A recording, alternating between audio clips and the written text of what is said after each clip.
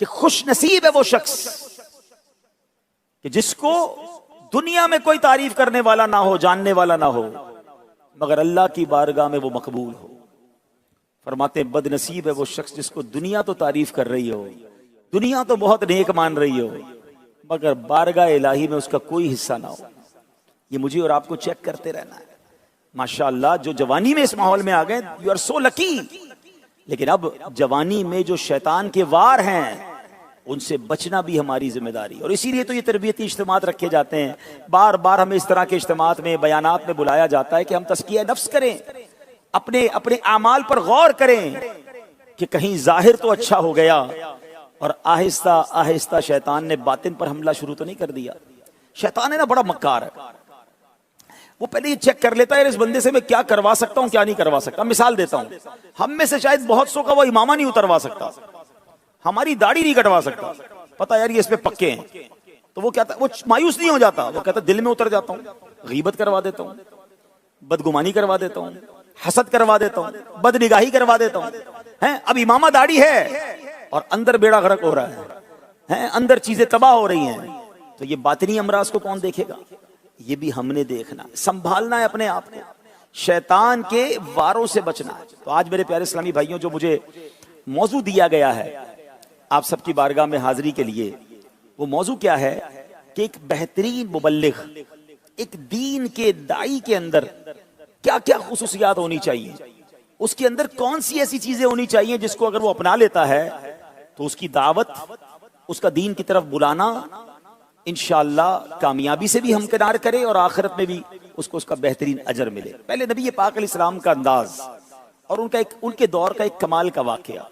एक बार सरकार दो आलम अलैहिस्सलाम अपने सहाबा के साथ कहीं जा रहे थे, तो एक शख्स था उस जमाने में जो यहूदियों के बड़े आलिम थे और उनका नाम था जैद बिन साना।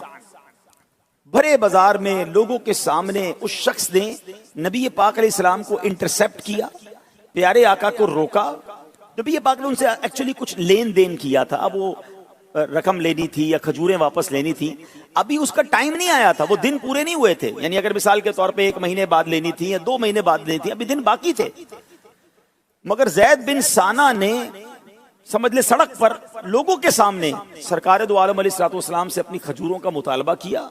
न सिर्फ मुतालबा किया बल्कि बदतमीजी की, चिल्ला चिल्ला कर कहने लगा, ए मोहम्मद सल्लल्लाहु अलैहि वसल्लम, तुम सब अब्दुल मुत्तलिब की औलाद का यही तरीका है कि तुम लोगों के हुकूक अदा करने में देर लगाते हो।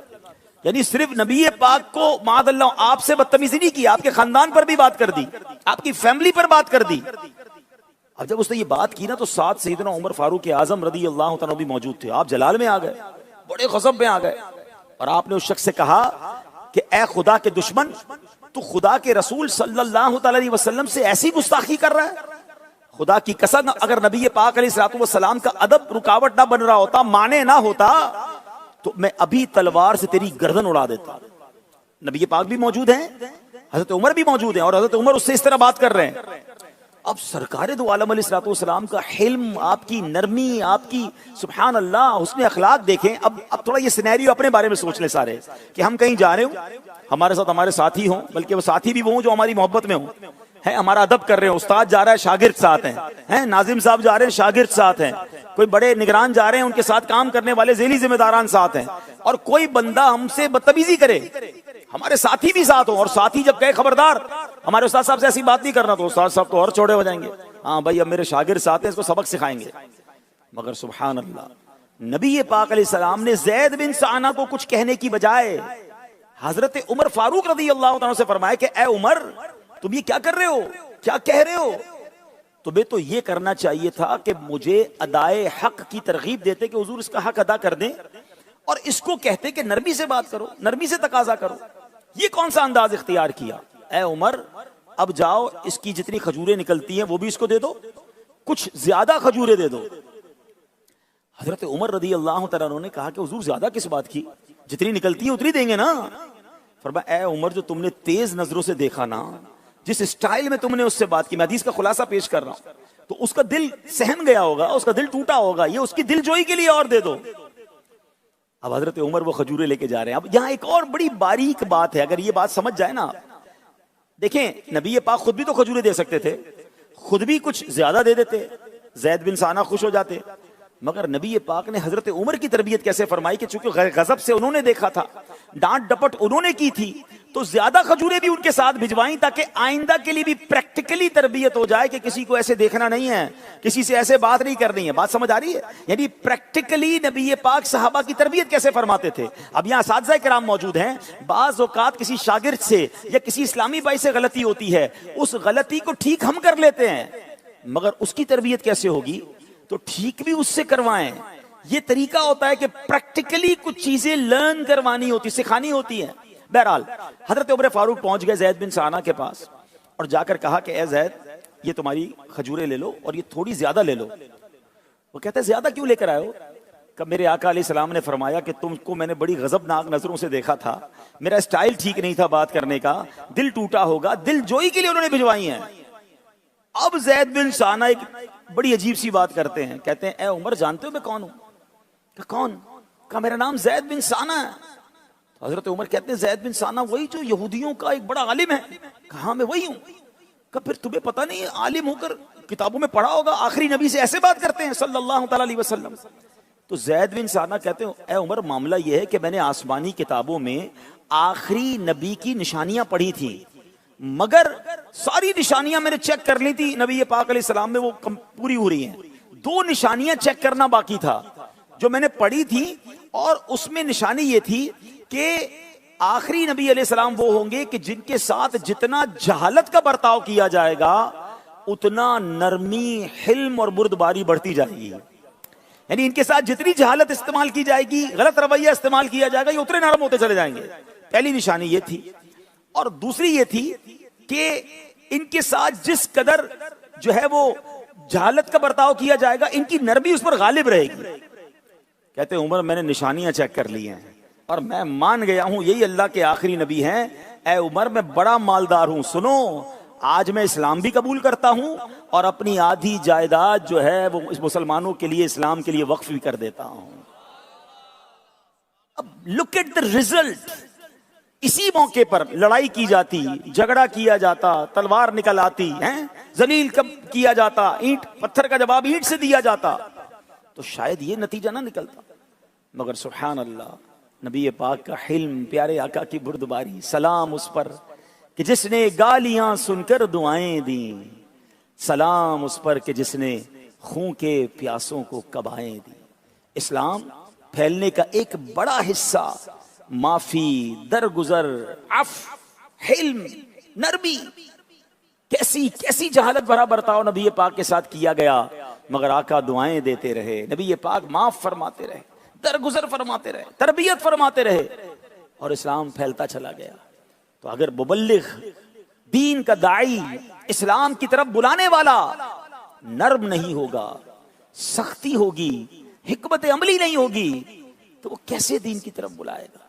तो ऐ मेरे प्यारे इस्लामी भाई, इस अजीम वाक़े से जो पहला दर्स मिलता है कि मुबल्लिग नर्म होना चाहिए, दरगुजर करने वाला होना चाहिए, उसके अंदर बर्दाश्त होनी चाहिए। नहीं जनाब मैं ठीक है भाई, मैं मुबल्लिग जरूर हूं, उस्ताद भी तो हूं, इमाम भी तो हूं, मेरे साथ ऐसी बात कैसे कर सकता है, मैं बताऊंगा मैं कौन हूं। ऐसे नहीं चलेगा भाई, उल्टी बात करेगा तो उल्टा जवाब सुनेगा। ये अंदाज नहीं होता मुबल्लिग का। है उल्टी बातें सुनकर नरमी की बात करना, यही तो कमाल है ना। है कुछ लोग कहते हैं ना जनाब हम शरीफ के साथ शरीफ हैं, बदमाश के साथ बदमाश है। तो पता नहीं कौन सा बटन लगा हुआ है आपके अंदर के, जब बदमाश सामने आता है तो आप बदमाश बन जाते हैं। जनाबे वाला शरीफ शरीफ के साथ भी शरीफ होता है, बदमाश के साथ भी शरीफ होता है। तो नात शरीफ के अशार सबको याद है कि सलाम उस पर कि जिसने गालियां सुनकर दुआएं दी। मगर क्या जिंदगी में कभी हमने कभी एक बार इस सुन्नत पर ही अमल करने की नीयत से कि यार पता चला कि इसने गाली दी है, पता चला इसने गीबत की, पता चला इसने बुरा भला कहा, पता चला झूठा इल्जाम लगाया मुझ पर, और बंदा हाथ उठाकर उसके लिए दुआ कर दे।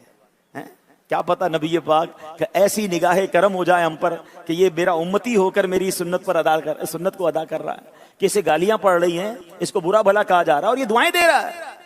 आज भी आपको ये वस्फ देखना हो तो किबला अमीर अहले सुन्नत में नजर आता है। मुखालिफत करने वालों को भी दुआएं दे रहे हैं, हैं, उन्हें भी नवाज रहे हैं। अल्लाह करे हिदायत पे आ जाएं, अल्लाह करे तौबा कर ले, गलत फहमी इनकी दूर हो जाए। इतना बड़ा ज़र्फ है यार। कभी कभी लोग कहते हैं ये दावत इस्लामी वाले जवाब क्यों नहीं देते। इतना बड़ा सोशल मीडिया, आप जरा गौर करें थोड़ी देर के लिए कि दावत इस्लामी वाले जवाब क्यों नहीं देते। जो लोग सवाल करते हैं ना, इतनी जरा बातें होती हैं आपके बारे में सोशल मीडिया पर। एक बार एक जगह मैं बैठा था, मैंने उनको बताया, मुझे एक बात बताओ, जितने लोग दावत इस्लामी के बारे में उल्टी सीधी बातें कभी कभी करते हैं थोड़े देरों बाद वैसे वो भी ठंडे हो जाते हैं बेचारे, उनको पता होता कुछ नहीं, हम बिगाड़ कुछ नहीं सकते दावत इस्लामी का, हम बोल बोल के थक जाते हैं, आगे ही बढ़ते रहते हैं। लेकिन अब जरा गौर करें कि जो मुखालिफत कर रहा है उसके पास कितने फॉलोवर्स हैं, उसके पास कितने उसके जाने वाले हैं, उसके मुकाबले में दावत इस्लामी के पास कितने फॉलोवर्स हैं। 7 करोड़ से ज्यादा अल्हम्दुलिल्लाह सोशल मीडिया पे दावत इस्लामी के फॉलोवर्स मौजूद हैं। इसी तरह 3 जबानों में दावत इस्लामी के पास चैनल है। लाखों इस्लामी भाई और इस्लामी बहनें वाबस्ता हैं। एक जवाब देने की देर है, वो बेचारा वो तो शायद वतन में भी नहीं रह सकेगा। लेकिन ये सब होते हुए सब्र है, ये सब होते हुए दरगुजर है, ये सब होते हुए अल्हम्दुलिल्लाह, ये हम सबके लिए भी दर्स है कि बाज़ औक़ात दावत इस्लामी का मरकज जवाब नहीं दे रहा होता, हमारे असातिज़ा जवाब दे रहे होते हैं, हमारे इमाम साहब मिंबर पे जवाब दे रहे। क्यों जवाब दे रहे हैं भाई जब हम नहीं दे रहे। आप ये समझिए हिकमत अमली को कि हमने इन चीजों में पढ़ना ही नहीं है। वो उनका काम मुखालिफत करना है, हमारा काम अपना दीनी काम करना है इंशाअल्लाह।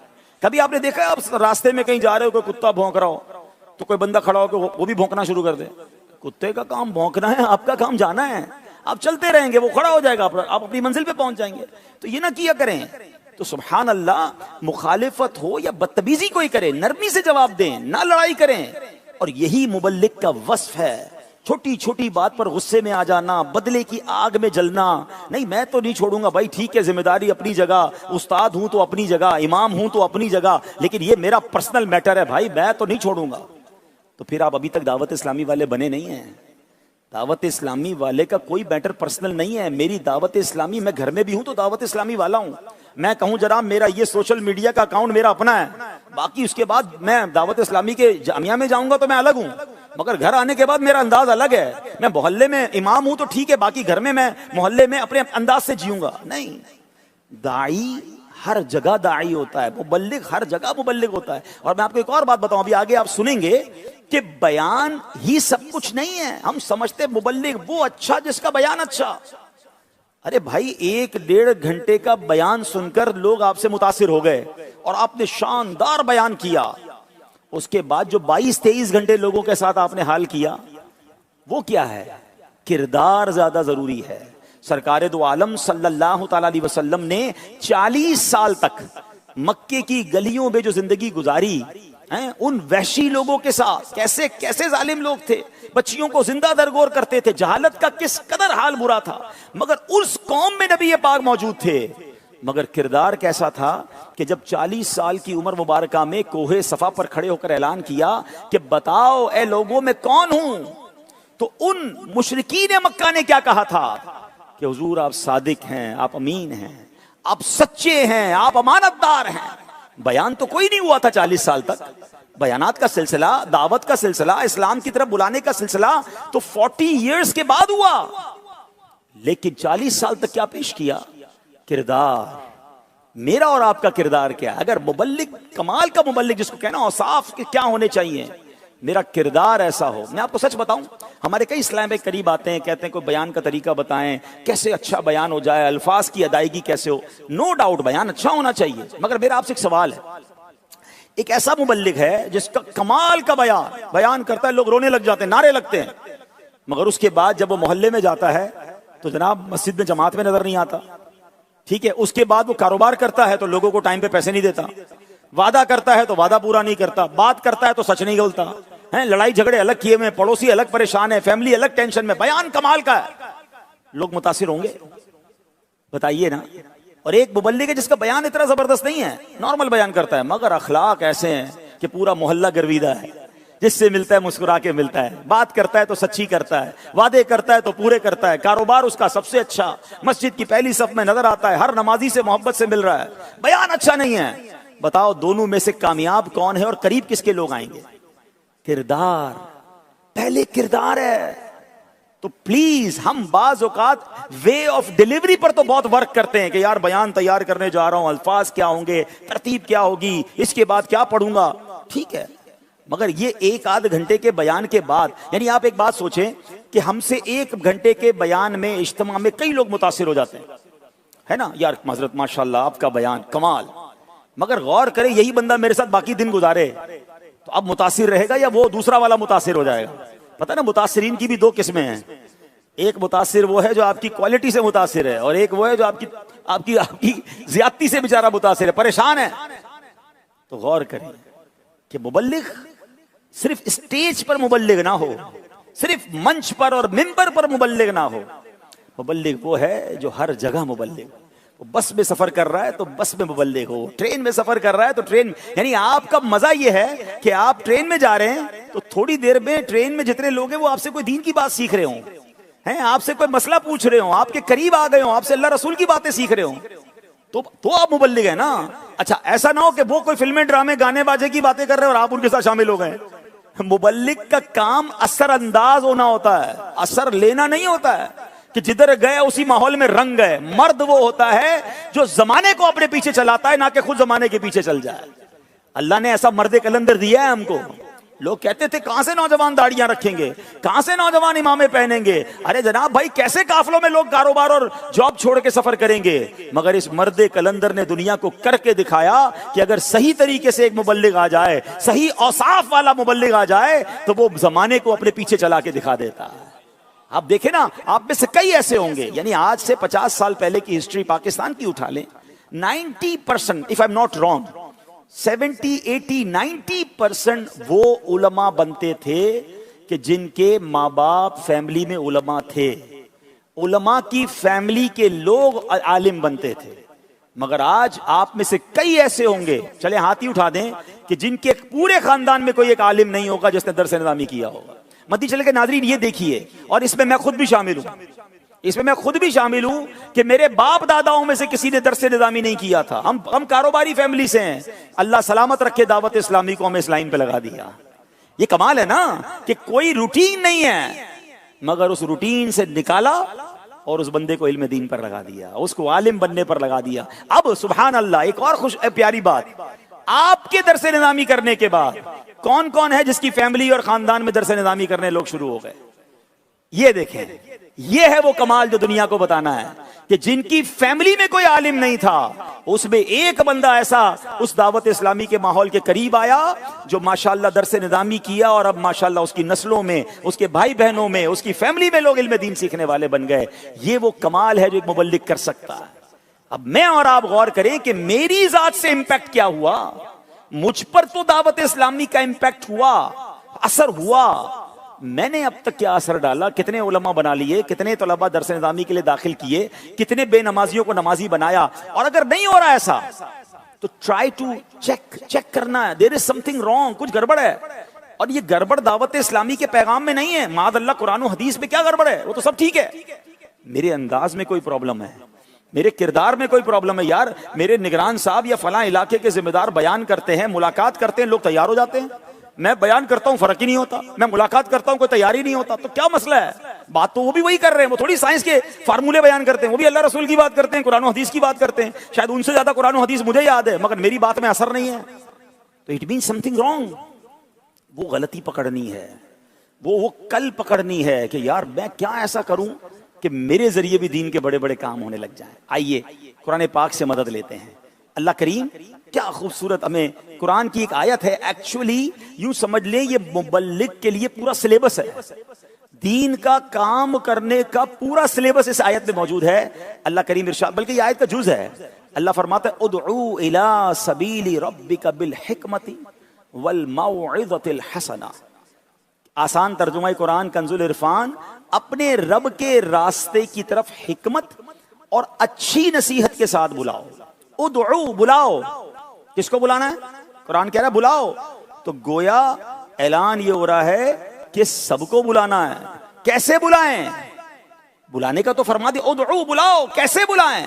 अब आगे बुलाने का तरीका, एक पूरा सिलेबस दिया गया कैसे। और मुफस्सिरीन कराम फरमाते हैं कि ये सारी दुनिया के इंसानों को बुलाने का पैगाम दिया जा रहा है, मगर कैसे बुलाना है। मुबल्लिग की तरबियत की है बिल हिकमा, हिकमत के साथ, वल मौइज़तिल हसना, अच्छी नसीहत से। अब इसके माना क्या है, मुफस्सिरीन ने इसकी तफसील बयान की है कि हिकमा क्या है और मौइज़तिल हसना क्या है। इमाम जलालुद्दीन सुयूती शाफ़ई रहमतुल्लाहि तआला अलैह फरमाते हैं हिकमत से मुराद है कुरान, यानी कुरान करीम की आयतें सुना सुना कर, कुरान करीम की तालीमात बताकर, कुरान करीम में दिए गए दलाइल सुनाकर नेकी की दावत दो और इन्हें अल्लाह की तरफ बुलाओ। अल्लामा बैदावी रहमतुल्लाह तआला अलैह फरमाते हैं हिकमत से मुराद है पुख्ता दलाइल, यानी तुम नेकी की दावत दो तो कच्ची बात ना करो, पुख्ता दलील के साथ नेकी की दावत दो।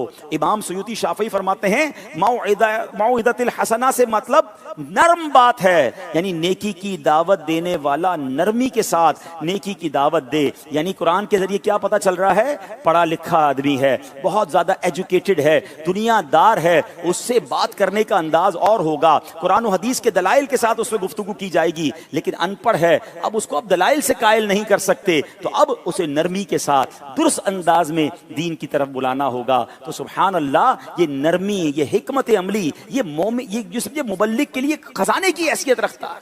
बाज़ औक़ात हम बात बड़ी अच्छी कर रहे होते हैं मगर हिकमत अमली के साथ नहीं हो रही होती, उल्टा आने करीब आने वाला हमसे दूर हो जाता है, सख्ती से बात नहीं मनवाई जाती है।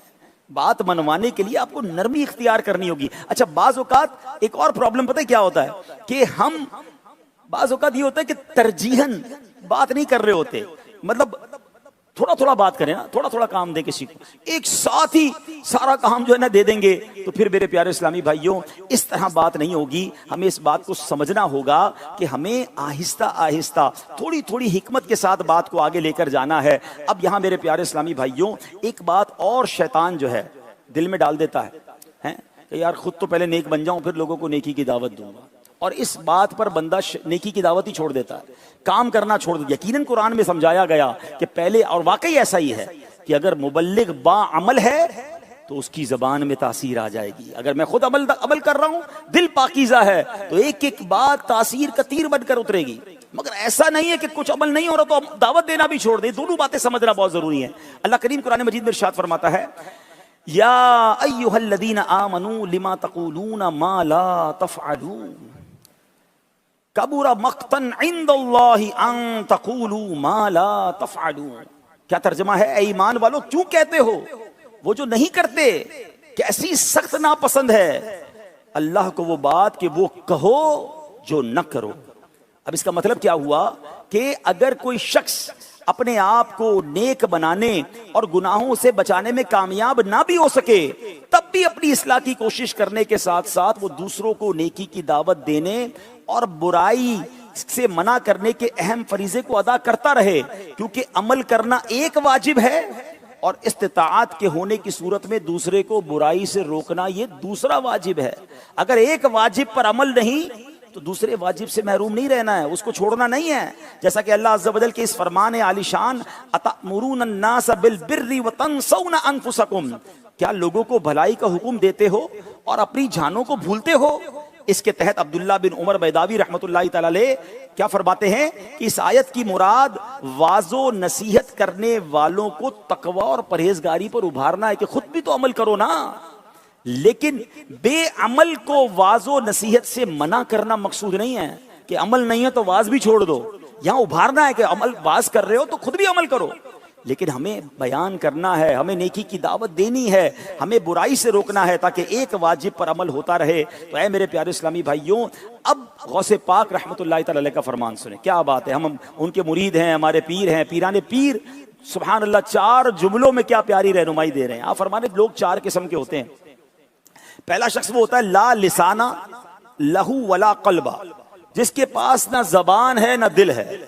फरमाया एक बंदा होता है ना नेकी की दावत देता है, ना नेकी पर अमल करता है, ना बुराई से बचता है, ना किसी को बचाता है, ना उसके बाद दिल है ना जबान है। फरमाया उससे दूर रहो और इसकी अल्लाह की बारगाह में कोई कदर मंजिलत नहीं है, बल्कि इस पर अल्लाह का अजाब उतरता है।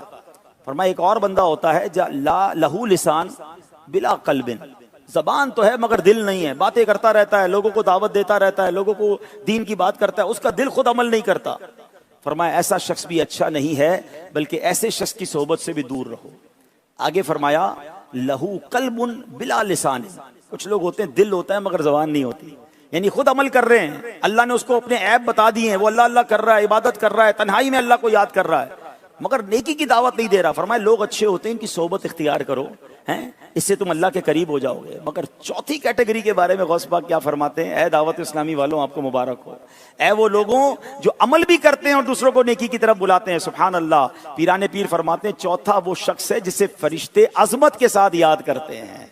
चुनांचे हदीस पाक में है जिसने इल्म सीखा, उस पर अमल किया और दूसरों को सिखाया, फिरिश्तों के हां उसे अजीम कहा जाता है। हुजूर गौसे पाक मजीद फरमाते हैं ये अल्लाह पाक की मारिफत रखने वाला है, ये वो है जिसे अल्लाह पाक ने अपनी आयात यानी निशानियों का आलिम बनाया, इसके दिल में नादिरो नायाब इल्म के मोती रख दिए गए हैं, ये पसंदीदा बंदा है, ये मकबूल है, अल्लाह पाक ने इसे हिदायत अता फरमाई है, अल्लाह पाक ने इसे अपने कुर्ब में तरक्की अता फरमाई, इल्म के लिए इसका सीना खोल दिया, नेकी की दावत देने वाला, अज़ाबात से डराने वाला बनाया, ये खुद हिदायत पर है और दूसरों को हिदायत देता है, ये अंबियाए किराम अलैहिमुस्सलाम का सच्चा नाइब है।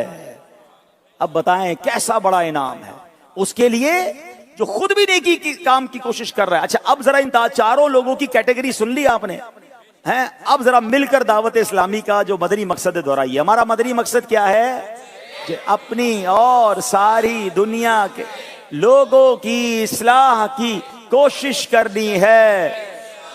वाह वाह वाह वाह, मेरे गौसे पाक ने जो चौथी कैटेगरी बयान की, जिसके इतने फजाइल बयान किए, बल्कि गौस पाक आगे मजीद फरमाते हैं अपने मुरीदों, अपने चाहने वालों और आशिकाने रसूल को नसीहत करते हुए पीराने पीर फरमाते हैं तुम्हें ऐसा शख्स मिले तो उसे लाजिम पकड़ लो, उसकी मुखालिफत मत करो, उससे नफरत मत करो, उससे अलग मत रहो, उसकी बात ना मानने से, उसकी नसीहत पर अमल न करने से बचो, क्योंकि अंबिया किराम अलैहिमुस्सलाम का ऐसा सच्चा नाइब जो इल्म पर अमल करता और नेकी की दावत की धूमें भी मचाता है, उसकी पैरवी में सलामती है।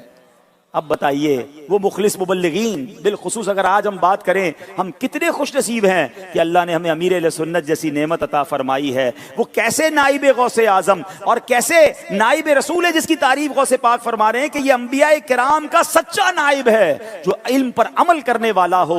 तो ऐ मेरे प्यारे इस्लामी भाइयों, हमें अमीर अहले सुन्नत की जात से और ऐसे मुखलिस मुबल्लिगीन की सोबत से ये सीखना है कि हम में से बाज़ औक़ात हम या तो नेकी की दावत देने में सुस्ती कर रहे होते हैं, हम लोगों को अल्लाह की तरफ बुलाने में सुस्ती कर रहे होते हैं, या जनाब अगर सुस्ती नहीं भी कर रहे, दीन का काम कर रहे हैं, तो अपनी इस्लाह में कमजोरी हो रही होती है। तो ये जो मदनी मकसद है ना, सुभान अल्लाह, इसकी अगर डेप्थ में जाएं, इसके अंदर गौता लगाएं तो पता चलता है ये तो औलिया किराम की प्यारी प्यारी तालीमात हैं, ये तो कुरान और हदीस की तालीमात हैं कि अमल भी करना है और नेकी की दावत भी देनी है। जरा मिलकर फिर दोबारा मदनी मकसद दोहराएं कि मुझे अपनी और सारी दुनिया के लोगों की इस्लाह की कोशिश करनी है इंशाअल्लाह। अच्छा अब चंद और बातें मुख्तसरन अर्ज कर देता हूं।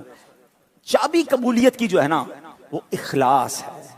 मुबल्लिग है मगर इखलास नहीं है, अल्लाह की रिजा के लिए नेकी का काम करना। यार मेरा बयान तो मेरी जो नेकी की दावत है, और मैं जब काफिले में जाता हूं तो जनाब सारे लोग चल पड़ते हैं। अगर अपनी वावा के लिए काम हो रहा है तो फिर ऐसा ना हो, कहीं ऐसा ना हो सारा सफर बेकार हो जाए, दाढ़ियां सफेद हो जाएं, कमर झुक जाए, पसीना बह रहा है, मेहनत भी हो रही है और हासिल कुछ नहीं हो रहा। अमल जभी मकबूल होगा जब वो अल्लाह की रिजा के लिए होगा। हजरत मुआज बिन जबल रदी अल्लाह तआला अन्हु जब यमन की तरफ जा रहे थे ना, तो नबी पाक ने सैर की थी, हुजूर कुछ नसीहत फरमाई है। तो प्यारे आका ने फरमाया कि अपने दीन में मुखलिस हो जाओ, थोड़ा अमल भी तुम्हें किफायत करेगा। यानी थोड़ा अमल हो, नेकी की दावत का काम बेशक मुख्तसर किया आपने, लेकिन अगर इखलास के साथ है ना तो वो अल्लाह के कुर्ब का जरिया बन जाएगा। लेकिन अगर इखलास नहीं है और आप कितना भी दीन का काम कर लें उसका कोई फायदा नहीं। नबी पाक अलैहिस्सलाम ने क्या फरमाया था, हैं जब नबी पाक तवील अरसे तक दीन की दावत देते रहे तो उन लोगों से क्या फरमाया, ला अस्अलुकुम अलैहि अजरा, मैं इस पर तुमसे कोई मुआवजा तलब नहीं करता। अंबिया किराम की दावत दीन का मकसद लोगों की इस्लाह करना था, अपने लिए कुछ लेना नहीं था। तो मेरा और आपका भी मतमा नजर यही हो कि दुनिया वाले कुछ शाबाश दे दें, कोई तोहफा दे दें, कोई लिफाफा मिल जाए, कोई जनाब नाम मिल जाए, तो फिर किस लिए काम कर रहे हैं आप? अल्लाह करे, अल्लाह की रजा के लिए काम करें। अल्लाह मुझे और आपको ऐसा इखलास भी अता फरमाए और ऐसी खुददारी भी नसीब फरमाए। सैयदी आला हजरत इमाम अहले सुन्नत की बारगाह में एक शख्स आया और आकर कहता है, हुजूर ये मिठाई आपके लिए लाया हूँ। आपने मिठाई का तोहफा कबूल फरमाया। फरमाया और कोई हाजत, कोई और चीज़ का नहीं, बस आपका दीदार करने, आपकी सोबत उठाने आया। आपने वो मिठाई का डब्बा अपने घर में अंदर फैमिली के लिए भिजवा दिया। थोड़ी देर बाद वही शख्स कहता है, हुजूर तावीज़ चाहिए। तो अब आपने तावीज़ तहरीर फरमाया और अपने खादिम से कहा वो मिठाई का डब्बा वापस ले आओ। वो मिठाई का डब्बा वापस आया, आपने तावीज़ भी दिया, मिठाई का डब्बा भी दिया और फरमाया हमारे यहाँ तावीज़ बिकते नहीं हैं, अल्लाह की रजा के लिए काम करना है, मिठाई देकर तावीज़ लेना है तो फिर मिठाई भी नहीं चाहिए, वैसे तावीज़ ले लो। कमाल ये है, यानी मुझे कोई नेकी करने पर दुनिया वाले तोहफा दे तो मुझे डरना चाहिए। खुददारी, यानी यहाँ तो तोहफा ना मिले तो बुरा लगता है, इज्जत ना मिले तो बुरा लगता है। यार लोग उलमा की इज्जत ही नहीं कर रहे, बुलाते ही नहीं है, बिठाते ही नहीं है, और जनाब ऐसे ही भेज दिया वापस। नहीं मेरे प्यारे इस्लाम, मेरे आका ने तो पत्थर खाकर भी इस्लाम की दावत पेश की, लहू लुहान होकर भी लोगों को दुआएं दी हैं। और आज हम थोड़ी सी डिमोरलाइजेशन हो जाए तो काम छोड़ के बैठ जाते हैं। नहीं भाई यार, जामियातुल मदीना ही ठीक है भाई। इलाके में जाते हैं तो बाज़ औक़ात अजीब अजीब बातें सुनने को मिलती हैं। नेकी की दावत देने मोहल्ले में जाएं तो कोई दुकानदार उल्टी बात कर देता है, कोई एतराज़ कर देता है। अरे भाई ये तो कलफ उतर रहा है, सारा जमाना तारीफ कर रहा है। अच्छा है कुछ लोग तो तंग करें ताकि मैं ऐसा ना हो कहीं और पहुंच जाऊं। इखलास किसको कहते हैं फिर? यानी मैं तो सच बताऊं, वो लोग जिनको दीन का काम करने पर कुछ सुनना पड़े, उनको बुरा भला कहा जाए, वो अल्लाह का शुक्र अदा करें, आपको तो डबल सवाब मिल रहा है। आप नेकी की दावत देकर भी सवाब कमा रहे हैं, मुखालिफत पर सब्र करके भी सवाब कमा रहे हैं। लेकिन हमसे बर्दाश्त ही नहीं होता, क्योंकि हम तो किसी, अगर हमारे माइंड सेट में ये है कि भाई इज्जत मिलेगी तो काम करूंगा, रिलैक्सेशन मिलेगी तो काम करूंगा, कोई बराबर तरीके से बुलाएगा तो काम करूंगा। नहीं, मौलाना सरदार साहब रहमतुल्लाह तआला अलैह एक बार किसी जगह पर जलसे पे गए हैं, तो जलसे पर बुलाया लोगों ने और वापसी में कुछ भी आपकी खिदमत नहीं की, गालिबन खाने को भी नहीं पूछा। तो खादिम ने कहा, हुजूर ये कैसे लोग हैं, आप इतना दूर से आए, तकरीर की और आप जा रहे हैं, कुछ भी नहीं किया। क्या कमाल का जवाब दिया आपने। फरमाते ये जो इन्होंने किया है ना, पूरा जलसा सजाया, स्टेज लगाया, लोगों को बुलाया, ये काम भी मेरा था। ये तो इनकी मेहरबानी, इन्होंने लोगों को जमा करके मेरा बयान सुना दिया। अब और मैं इनसे क्या चाहता हूं? यदि आप गौर करें कि अगर मुझे और आपको कोई किसी इज्तिमा में बुला रहा है, अब आप यहाँ माशाल्लाह मुझे मौका मिला है, तो ये अल्लाह जामियतुल मदीना की मजलिस को सलामत रखे। मेरा क्या कमाल है, मैं यहाँ आया, उन्होंने सबको मेरे सामने बिठा दिया, मुझे मौका दिया मैं अपनी बात आप तक पहुंचाऊं। अब मैं कहूं मैं वक्त निकाल कर आया और जनाब मुझे कोई पजीराई नहीं मिली, तो फिर किस लिए बयान किया था? तो हमेशा जिंदगी में ये बात याद रखें कि सारी मेहनत का रिजल्ट जब होगा कि जब इखलास होगा, अल्लाह की रजा के लिए होगा। और याद रखें, वतुइज़्ज़ु मन तशा वतुज़िल्लु मन तशा। मैं जितनी तस्वीरें बना लूं, मैं जितनी सोशल मीडिया की पोस्टें बना लूं, बल्कि 2-4 बंदे भी साथ रखूं, यार जरी मेरी इधर उधर से तस्वीरें एंगल बना बना के जरा लगाते रहा करो, कुछ नहीं होना। ऐसा ना हो सारा ही जाया हो जाए। मुझे बताइए ना, हजरत इब्राहिम जब हजरत इस्माइल को ज़िबा कर रहे थे, कितने फोटोग्राफर मौजूद थे, कितने रिपोर्टर मौजूद थे, कितने सोशल मीडिया वाले और टेलीविजन वाले मौजूद थे? शायद उस वक्त कोई भी नहीं था। हजारों साल हो गए हैं, अल्लाह ने उस कुर्बानी को आज भी जिंदा रखा है। आज भी बच्चे बच्चे को याद है। इससे ज्यादा पॉपुलर किसकी कुर्बानी हुई? लोग अपने जानवर की वीडियो बनाते हैं, मैंने देखो ये जानवर इधर से चल के आ रहा है, उधर टिकटॉक बना रहे हैं, फेसबुक। अच्छा, अब मेरी कुर्बानी का जानवर, अगले 2 साल बाद उनसे पूछो ना कि 2 साल पहले कौन सा जानवर कुर्बान किया था, उनको खुद भूल जाते। पब्लिक तो 3-4 दिन में भूल जाती है, खुद 2-3 साल में भूल जाते हैं। मगर हजरत इब्राहिम और हजरत इस्माइल की वो कुर्बानी आज भी अल्लाह ने बाकी रखी है ना। पता क्या चला? इखलास वाला काम अकेले में किया जाए, अल्लाह कबूल फरमा ले तो उसके चर्चे बुलंद हो जाते हैं। चर्चों के लिए नहीं करना है, मगर समझा ये रहा हूं, जो हम खुद चाहते हैं ना मेरा चर्चा बुलंद, नहीं होता। हमने देखा है यार, अल्लाह ने जिसे इज्जत देनी है और जिसका चर्चा बुलंद हो गया उससे ज्यादा डरना है, उस पर ज्यादा शैतान हमला करेगा ना, उसकी तो हर तरफ से वाह हो रही है। तो अल्लाह मुझे भी इखलास नसीब फरमाए, आपको भी नसीब फरमाए। अगर अच्छा मुबल्लिग बनना है तो उसके लिए इखलास चाबी है, कुंजी है। बातें तो खैर बहुत सारी हैं, नफ्सियात का ख्याल रखना है, सब्र व इस्तिकामत से काम करना है, इसी तरह तन्हाई में समझाना है, दरगुजर करना है, मायूसी से बचना है। बहुत जल्दी मायूस हो जाते हैं, यार अभी काम ही नहीं हो रहा, कोई साथ ही नहीं दे रहा, मैं तो कब से अकेला कोशिश कर रहा हूं। नबी पाक ने जब 40 साल की उम्र मुबारक में इस्लाम की दावत दी ना, तो 53 साल की उम्र मुबारक तक कितने मुसलमान होते? 100 के करीब। यह पता है? 13 साल नबी पाक की कोशिश, किनकी? हबीब रहमान अज़्ज़ा वजल व सल्लल्लाहु तआला अलैहि वसल्लम। आपकी 13 साल कोशिश में कितने मुसलमान हुए थे? तकरीबन 100। ये हिजरत 80-85 लोगों ने की है।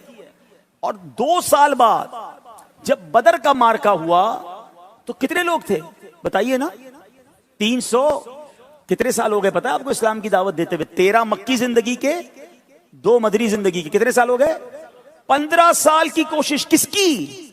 जिसकी जबान पर हक जारी था, वो दहन जिसकी हर बात वही खुदा, चश्मा-ए इल्म और हिकमत पे लाखों सलाम। मगर लोग कितने मुसलमान हुए थे? अप्रोक्सीमेटली 313। 3 हिजरी में ओहद का मार्का हुआ, 700 मुसलमान। 6 हिजरी में सुलह हुदैबिया होता है, 1400 या 1500 मुसलमान। 6 हिजरी का मतलब आप समझ रहे हैं? 13 और 6 कितने हो गए? 19 सालों में कितने मुसलमान? 1500। नबी पाक और सहाबा मिलके कोशिश कर रहे हैं।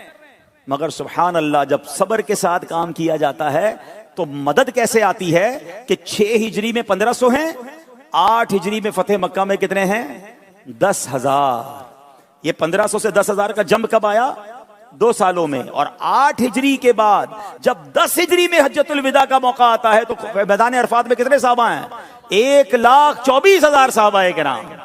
ये पूरी सीरत को पढ़ें आप, ये ग्रेजुअली ग्राफ बनाएं कि शुरू में तकलीफ, मेहनत, इस्तिकामत, और फिर गैब से दरवाजा खुलता है, फिर गैब से मदद आती है। नबी पाक का फैजान दावत इस्लामी पर कैसा जारी है?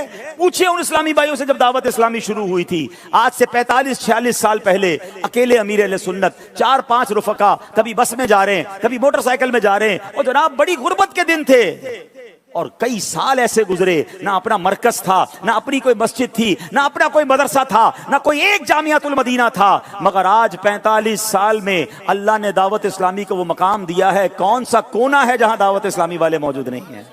ये करोड़ों लोग कैसे आ गए? वो इस्तिकामत, वो मायूसी नहीं थी, वो हिम्मत हारना नहीं था। तो ऐ मेरे मुबल्लिगीन इस्लामी भाइयों, ऐ मेरे असातिज़ा, जिंदगी का उसूल बना लीजिए, मायूस नहीं होना है, अल्लाह की रहमत पर नजर रखना है। हमें आजमाया जाएगा, मगर जो आजमाइश पर साबित कदम रहा फिर उसकी ऐसी गैब से मदद की जाएगी, बाज़ औक़ात अकल भी हैरान हो जाती है। आज कई लोग आके हमसे अराकीन शूरा से पूछते हैं कि यार ये इतना बड़ा दावत इस्लामी का नेटवर्क, ये अरबों रुपए के अखराजात, ये आए दिन नए मुल्कों में काम शुरू हो रहा है, नए शोबाजात बन रहे हैं, ये सब कैसे हो रहा है? हम में से अक्सर ये जवाब देते, सच्ची बात यह है कि हमें भी नहीं पता कैसे हो रहा है। ये अल्लाह रसूल की खास नजर है। ये हो जाता है, हर साल हो जाता है, बल्कि बढ़ता जा रहा है, और ये कारवान बढ़ता जा रहा है। ये गैबी मदद आती है। मेरे प्यारे इस्लामी भाइयों, तो मुबल्लिगीन के लिए चंद मैंने बातें अर्ज की। अल्लाह मुझे भी अमल करने की तौफीक अता फरमाए, आपको भी नसीब फरमाए। चूँकि अल्हम्दुलिल्लाह हर पीर को दावत इस्लामी के आलमी मदनी मरकज़ में जो है वो इफ्तार के लिए दुआए इफ्तार, मुनाजात इफ्तार का सिलसिला होता है। तो अब बराह रास्त उस सिलसिले की तरफ चलते हैं। आप यही रहेंगे इंशाअल्लाह, यहाँ से ये सिलसिला लाइव होगा। तो मुनाजात में, नेकी की दावत में, दुआओं में हम सब शामिल हो जाएं। सल्लू अलल हबीब